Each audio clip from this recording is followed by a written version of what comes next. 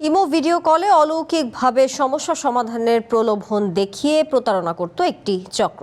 রাসায়নিক বিক্রিয়ায় মানুষের হাত পুড়িয়ে অলৌকিকত্বের বিশ্বাস করিয়ে টাকা আদায় করা হতো। এমন প্রতারক চক্রের ৩ সদস্যকে গ্রেফতার করেছে পিবিআই।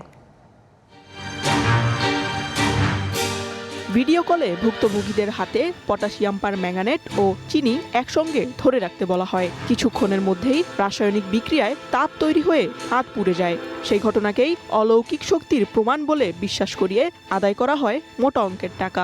এমনই এক চক্রের ৩ সদস্যকে গ্রেপ্তার করেছে police bureau of investigation PBI. ভুক্তভোগী তার বাম হাতে পটাশিয়াম পারম্যাঙ্গানেট নেন এবং মিষ্টি ধরে রাখার ফলে তার হাতের তালুতে গুরুতর ক্ষত সৃষ্টি হয়। তদন্তে জানা গেছে, ভুয়া জাতীয় পরিচয়পত্র ব্যবহার করে বিকাশ ও নগদের মতো মোবাইল ব্যাংকিং সেবার মাধ্যমে টাকা লেনদেন করত চক্রটি। জাতীয় বার্ন ইনস্টিটিউট বলছে, এ ধরনের রাসায়নিক পোড়ায় হাতের ক্ষতি অনেক সময় স্থায়ী হয়ে যায়। হাতের এই চামড়াটা ইউনিক, মানে আপনার শরীরের অন্য জায়গার সঙ্গে যে চামড়া আছে সেটার সঙ্গে এটা মিলবে না। তো আপনি যখন আমরা রিপ্লেস করি, আমরা কি করি, এটাকে ফেলে দিয়ে অন্য জায়গা থেকে চামড়া এনে লাগাই, কিন্তু সেই চামড়াটা কখনোই পুরোপুরি আগের মতো হয় না। সেই কারণে বলা যেতে পারে যে এই ঘটনা যদি একবার ঘটে, সেটা 100% কখনো ঠিক হয় না। পিবিআই জানিয়েছে, ভুয়া তান্ত্রিক ও কবিরাজদের বিরুদ্ধে অভিযান অব্যাহত থাকবে।